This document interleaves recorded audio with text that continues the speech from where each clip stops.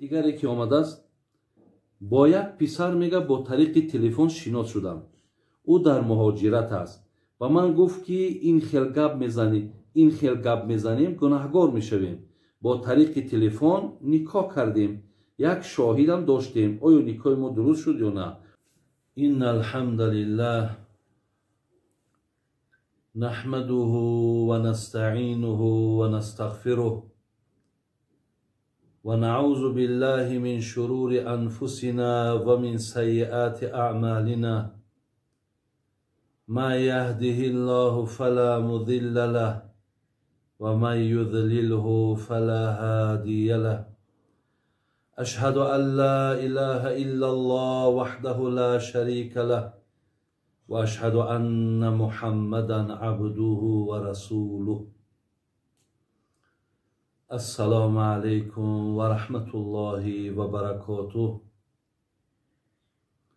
برادران، پدران و مادران و خواهران عزیز، از الله بسیار بسیار مهربان خواهان او هستم که در این لحظه ای که با ما هستین و همیشه برای گوش کردن و برای هر یک مسئله را جوابش شنیدن وقتی شما وقتهای خودتان با شنیدن این پند و نصیحت ها میگذرانین، الله مهربان در هر یک دقیقه او برای شما پاداش بزرگ نصیب گردانه و البته در شنیدن این و در محبت این الله مهربان ثواب و اجرهای را وعده کرده است. خدای مهربان همه شما را با نصیب بگرداند و از الله مهربان دعاگوی او هستیم که خداوند گذشتگان همه ما و شما را رحمت و مغفرت کند، روحشان از ما فرزندانشان، از ما نزدیکانشان شاد گرداند و از الله مهربان خواهان او هستیم که خداوند میل ما را، محبت ما را، ذوق ما را باز هم به سوی این دین پاکش زیاد بگرداند. از الله مهربان خواهان او هستم که بیماری هایی که چی در خانه و چی در بیمارخانه داریم خداوند به آنها شفای کامل نصیب گرداند. و از الله مهربان خواهان او هستم که حاجت طلب هایی که باشند حاجتاشون خدای مهربان برآورده بگردان. علال خصوص بسیاری از بندگانی که همیشه در یاد و همیشه در کافت و کاوی یکی از نعمتهای الهی که فرزند است، خداوند از این نعمت به فرزندان هم نصیب بگردان. و از الله مهربان دعاگوی او هستیم که برادران و خواهرانی که در مهاجرت هستین، در سفر کاری هستین یا در طلب رزق روزی هستین، خداوند کاراتون در برار و برکت و کشایش نصیب گردانه و الله مهربان آن مقصودها و آن نیتهای را که با خودتان دارین و برای برآوردن او شما زحمت میکشین، مهنت میکنین، خدا ای شما برآورده کنه و شما را الله مهربان صحت و سلامت و این زادگاهتان، به این دیارتان، به این ملکتان خداوند رسانه. و از الله مهربان دعاگوی او هستیم که خداوند این دیار ما را هم، این ملک ما را هم از همه آفتها و بلاها نگهبان باشه و کسانی که برای بهبود و برای خوب شدن شرایط این ملک زحمت میکشند، مهنت میکنند، خدای مهربان عمر دراز و ایمان کامل و سعادت دنیا و آخرت نصیبشان گردان. برادران عزیز و گرامی،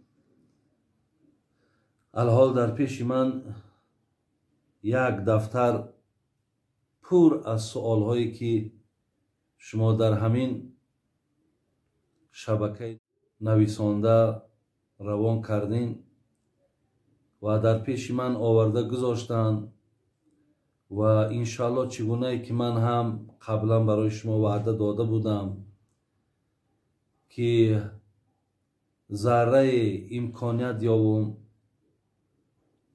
و هر زمانی که برای من الله مهربان دست داد حرکت میکنم به سوالهاتون جواب گردانم و همچنان موضوعهایی که برای من شما خواهش کردین که یکی درباره فضیلت قرآن خواندن، یکی درباره نفس، یکی درباره قدرت‌های الهی را برای ما بیان کن.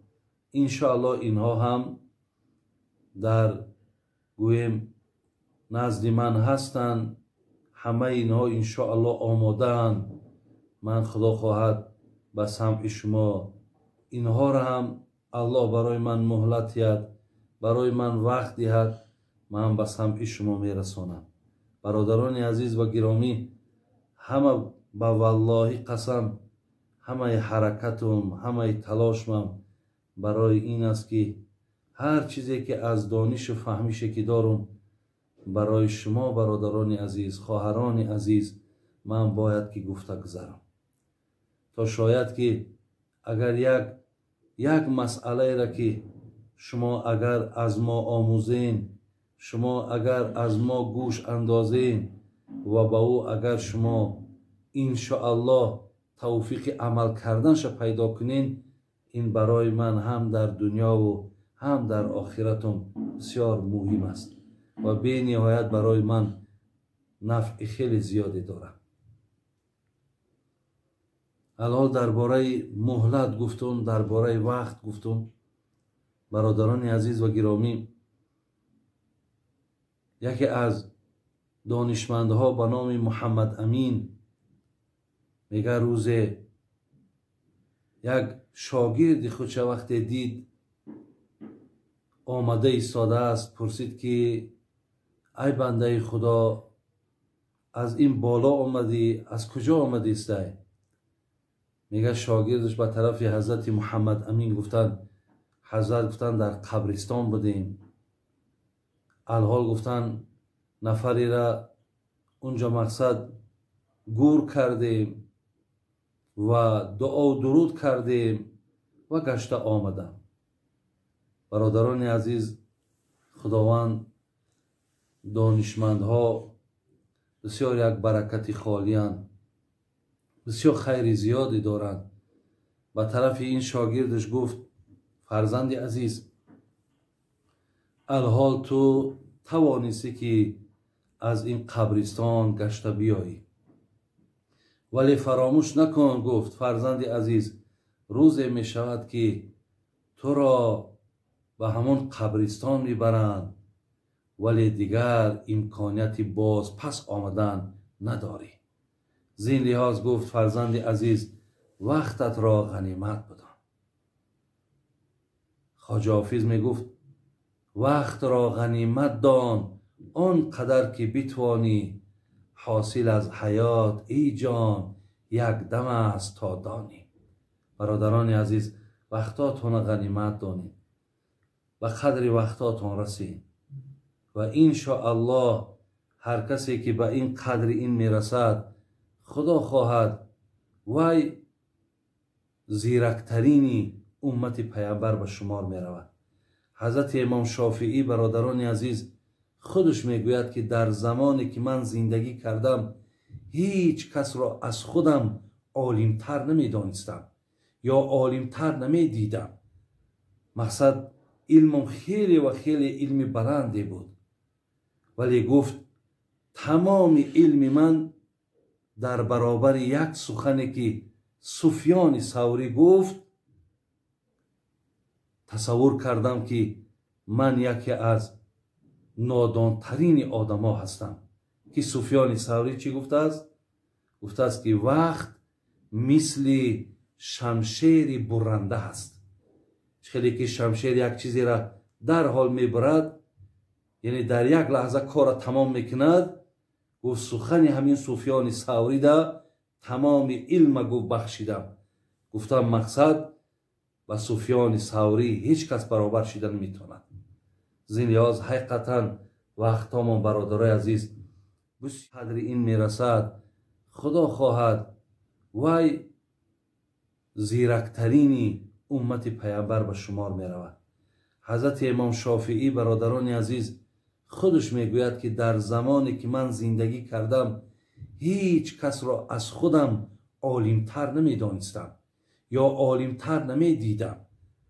مقصد علمم خیلی و خیلی علم بلندی بود، ولی گفت تمام علم من در برابر یک سخنی که سفیان ثوری گفت تصور کردم که من یکی از نادانترین آدم ها هستم. که سفیان ثوری چی گفته است؟ گفته است که وقت مثل شمشیر برنده هست. خیلی که شمشیر یک چیزی را در حال میبرد، یعنی در یک لحظه کار تمام میکند. گفت سخن همین سفیان ثوری دا تمام علم گفت بخشیدم. گفتم مقصد و سفیان ثوری هیچ کس برابر شدن نمیتواند. زین لحاظ حقیقتا وقتا ما برادرای عزیز بسیار بسیار هم گوهر است، هم عزیز است، هم ارزش دارد و همچنان بسیار تیز میگذرد. عزیزای خدا میگن بر لب جوی نشین، دیده عبرت بکشا، حاصل عمر تو چون آب روان میگذرد. چگونه که همین آب به خودش یک حرکت دارد یا سرعت دارد، همین عمر انسان هم برادران و خواهران عزیز مثل همین آب روان است. بسیار در او میگذرد، به نهایت تیز ای دست می رود. برای همین خدا رحمت کند جنونی را. میگو فرصت عمر عزیز است، عزیزش داری، هر نفس گوهری نایاب تو ارزان مفروش. بسیار ارزش بلندی دارد، ارزانش نفروش. مقصد بیهوده نگذران، به غفلت نگذران که این ارزان فروختنی وقتی شما هست. الله توفیق آن چیزی را که شنیدیم برای ما و شما نصیب گرداند.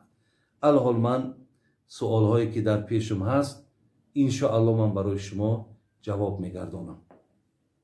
بسم الله الرحمن الرحیم. نفری سوال کردن، گفتن معنای نام مؤصده چیست؟ چون که یک داملا گفت که معنایش ستونهای دوزخ است. بسیار غمگین شدم. یعنی کدام فرزندش نامش مؤصده مانده است. این مؤصده برادران و خواهران عزیز در سوره مبارکه همزه آمدگی است که در آیت های 8 و 9 خدای مهربان میگه انها علیهم مؤصده فی عمد ممدده. یعنی اینجا در گپ در سری، یعنی انا مؤصده با عین دیگر است، مؤصده با الف دیگر است. برای همین در سوره بلدم آیت 20 علیهم نار مؤصده. در اینجا در سوره بلدم در سوره همزه مؤصده آمده است، لیکن مؤصده به عین. چخیلی که زن فرعون آسیه نام داشت، در قرآن میگذرد آسیه بود نامش، لیکن الف قطعی اگر آسیه بگیریم نام معنای خوب میتیه، لیکن وقتی عین قطعی بگیریمش آسیه بگیم اینجا علاقه آدمی گناهگار آسی میگن. برای همین در گپ در سری تلفظ میرود، گپ در سری انا همون مثال هر حرف از جای خودش بیرون کردن. برای همین اگر مؤصده ای که در اینجا آمده است، مقصد معناش به معنای یعنی اینها علیهم مؤصده. الله چی میگه؟ گپ در سر آدمای دوزخی میرود. برای این مقصد آتش جهنم مؤصده به معنای فراگیره یا به معنای بگیم یک بالاپوش یا دهنک میگن. یعنی میگه وقتی که دوزخی ها را در مثل یک کوزه داخل میکنن، بعد مؤصده همون یک دهنکی که میگذارن که دیگر در درون همون مقصد کوزه آتش همه را فرا میگیرد کو. یعنی بر اینها جای خالی نمیماند که اونجا مقصد آتش جهنم نموشد. انا در دوام آیت بعد فی عمد ممدده، انا که عمد یا عمود اینجا در گپ سری ستون اگر وای گفته باشد، اینجا در گپ در مؤصده نیست، در عمد است. انمو عمد یا عمود انمو ستونهای دوزخ های که این با مؤصده یگان رابطه نداره.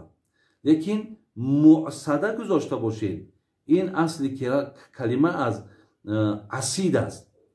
اسیده به معنای نام طعامه. اصلا مؤصده بگیم نام یک طعامی هست که اینا اگر شما در لغت ها هم نگاه کنین، همون طعامی که از آرد تیار می شود که با او مقصد خرما هم یک جا میکنن، خلاص رنگی که در تاجیکای ما مثل حلوا واری تیار میکنن، انامو را اسید میگن. برای مؤصده هم یعنی یک نامی طعام است. اگر با الف مؤصده بگیری یعنی فراگیر یا اینکه مقصد بسته شده یا بالاپوش. لیکن در اینجا تماما معنای ستون دوزخ نیست، بلکه آیت بعدیش در عمد ممدده، انمو عمدش انمو ستون است که دوزخی ها را الله میگه ما در دوزخ هایی که ممدده، ستون هایی که مثال دراز درازن که همش از آتش عبارتن، ما در اونها دوزخی ها را میبندیم. خب سوال دیگری که آمده است، با یک پسر میگه با طریق تلفن شناس شدم، او در مهاجرت است و من گفت که این خیل گپ میزنیم گناهگار میشویم. با طریق تلفن نکاح کردیم، یک شاهدم داشتیم. آیا نکاح ما درست شد یا نه؟ نکاح با طریق تلفن برادران و خواهران عزیز درست نمی شود. حال آنکه در اینجا باز شما یک شاهد داشتید. برای درست شدن نکاح دو شاهد در کاره. از این لحاظ اگر هر یک دختر و هر یک پسری که وقتی که مصلحت ها می شود که اینها در آینده زن و شوهر می شوند، اگر ضرورتی ندارد که شما با تلفن با یکدیگر صحبت ها داشته باشید. انشاءالله که همین یکدیگر را که دیدین، یکدیگر را که میفهمین، یکدیگر را که میشناسین، طریق تازه و پاک و خوبش همین است که آمده با یکدیگر یک بار از نزدیک مقصد در خانه دختردار، خب در نزدیک بگیم محرماش شما یکدیگر را میبینین، شرط و شرایط یکدیگر را مصلحت میکنین و انشاءالله بعد توی تانا میکنین، با همین زندگی تانا میکنین. پیشتر این مصلحت ها و این گپ زدنی ها و این واخوری ها برای خیر شما نیست. خواهر دادر عزیز، برای هیچ کس نمیداند که پگاه به سر یکی شما چی آمدنی است. آیا این کار شما در منبد می شود یا نمی شود؟ از این لحاظ یعنی بدنامی هم برای دختردار هم برای بچه دار می شود. برای این یکمش نکاحی با تلفن نیست، دویمش در حضور یک آدم نکاح هم نمی شود، سیوم که این کار هیچ وقت هم نکنین، زیرا این کار عادی و هزل و شوخی نیست. این کار بسیار کار جدیه و حرکت کنید که زندگی تانه از ابتدا با حلال و با فرمودهای خدا آغاز کنید تا در زندگی هاتان شما برکت یابید.